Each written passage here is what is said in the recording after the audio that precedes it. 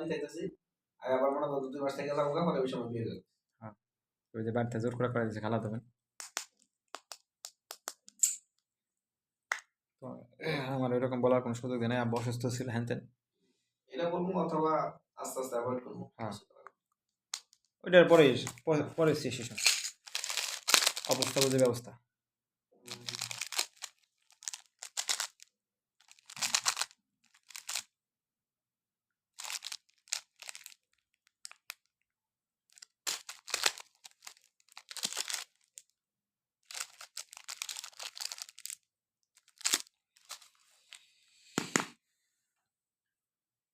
কইতেছিলাম কি